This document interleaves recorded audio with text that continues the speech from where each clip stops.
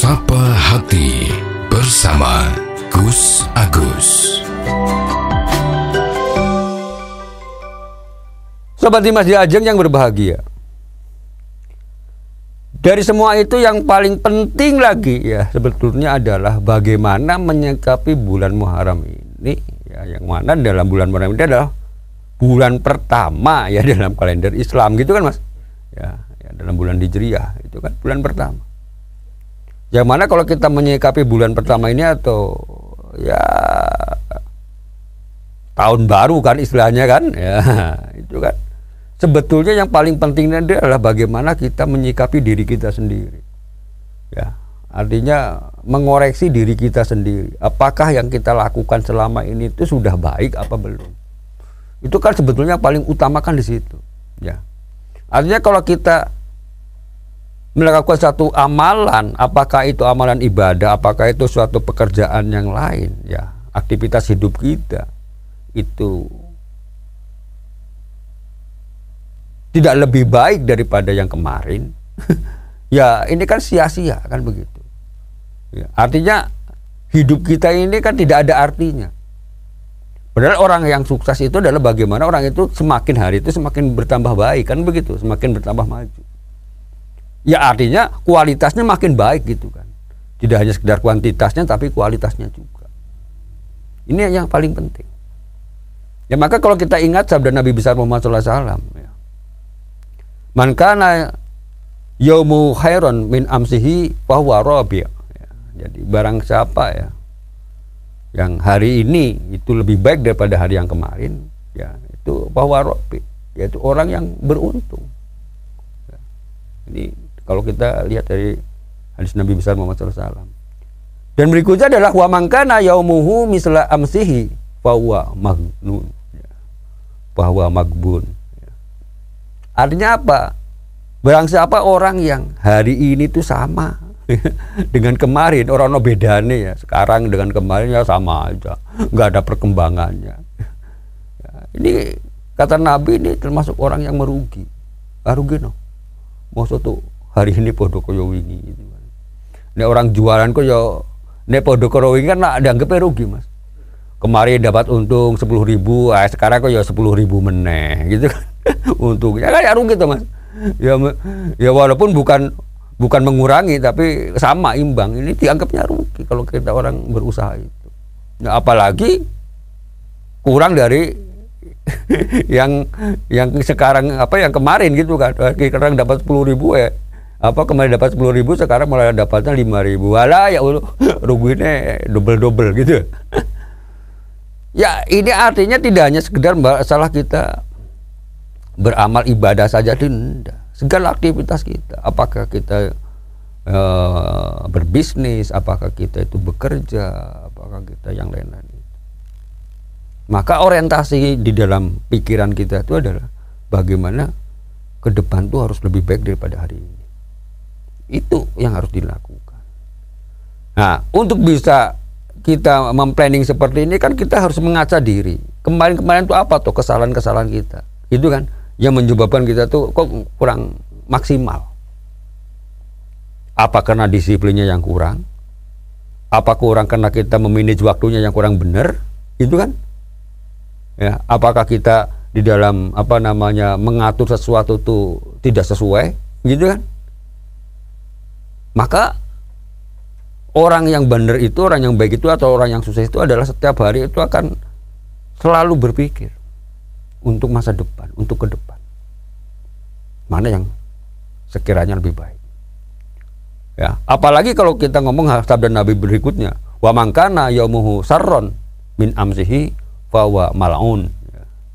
Jadi barang siapa ya orang yang hari ini itu ya lebih jelek daripada hari yang kemarin ya bahwa mal'un. Mal'un itu artinya orang yang celaka gitu ya. Ya celaka dong. Sekarang kok malah lebih, apakah itu lebih jelek perbuatannya gitu kan. Ya anggap aja kalau itu adalah suatu perbuatan Mas. Ya, sekarang lagi baik gitu kan. Kemudian besok kita melakukan satu perbuatan yang, atau anggap aja lah sekarang kita melakukan perbuatan yang kurang baik ya, lakukan satu tindakan ya yang merugikan orang lain. Ya, padahal kemarin tidak gitu. Ya, apa yang terjadi? Ya, kalau kita merugikan orang lain, ya apalagi kalau berhubungan dengan pidana, ya wis toh kuwi. Ketahuan ditangkap polisi ya toh. Apa orang celoko kuwi Mas? Ya kan? Artinya kan celaka ya. Ya udah rugi dirinya, rugi keluarganya, rugi keuangannya, semacam-macam, rugi waktunya. Ya, rugi kesempatannya. Nah, itu akan menjadi penyebab kita itu menjadi celaka. Hal ini tidak hanya berhubungan dengan ibadah doang, apalagi ngomong ibadah juga sama saja. Ya, kemarin kita udah berbaik, ibadahnya APS, sekarang ibadahnya makin jelek gitu kan, malah berbuat mungkar. Ya eman-eman kan begitu. Ya, jangan sampai terjadi begitu. Nah, iso yo ya makin meningkat. Ya tidak hanya masalah ibadah saja meningkat tuh, yang buat kita sebagai manusia hidup kan yo semua tujuan akhirnya itu kan nantinya adalah tujuannya akhirat gitu kan. Nah, tapi untuk menggapai tujuan akhirat itu kan harus dibarengi juga bagaimana kita mampu di dalam mengarungi kehidupan ini yang mau tidak mau hubungannya juga dengan materi kan begitu. Nah, ya bagaimana mungkin kan kita bisa melakukan ibadah yang baik ya. Ibadah dengan ketenangan yang tinggi ya, dalam keadaan perut kita lapar, keroncong gitu kan. Ya kan? Ya.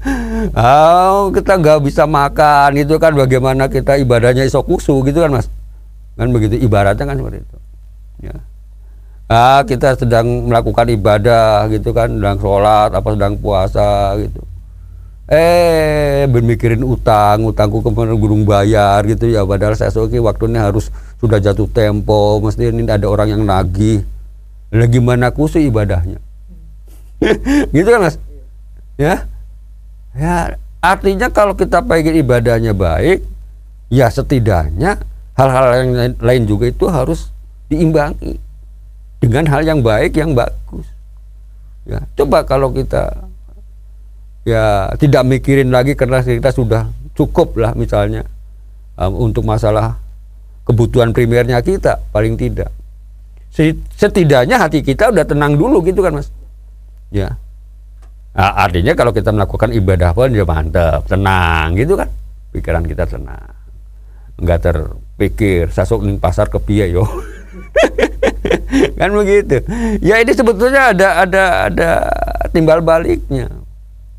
Ini bukan berarti bahwa namanya ibadah itu harus nunggu sugisi ya ndak gitu kan Mas, bukan begitu artinya. Ya artinya kita melakukan ibadah itu ya untuk tujuan itu tadi, mencapai tujuan dunia maupun tujuan akhirat.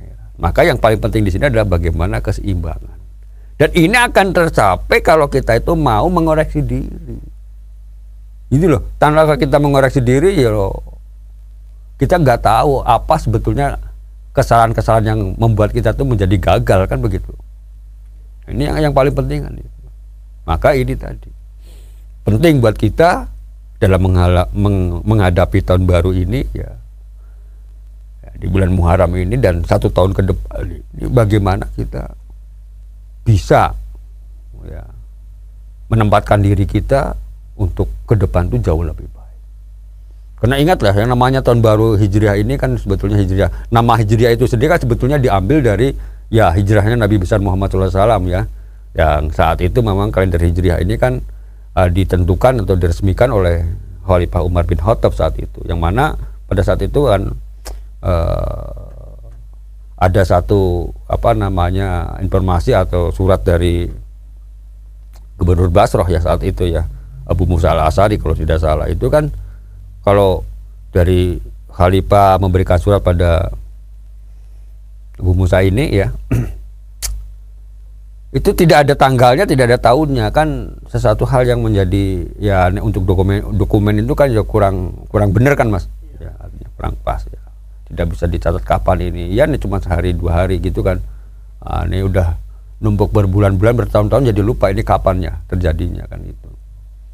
Maka ya, salah satunya dari dasar itulah akhirnya dirumuskan, dipanggil para sahabat-sahabat Nabi itu pada saat zaman Khalifah Umar bin Khattab itu menentukan kapan sih dimulainya tanggal 1 Hijriah itu. Kan begitu. Ya, bulan pertama ya itu kan artinya dalam kalender Islam itu ya. Nah, salah satu acuannya itu ya adalah dari hijrahnya Nabi besar Muhammad SAW.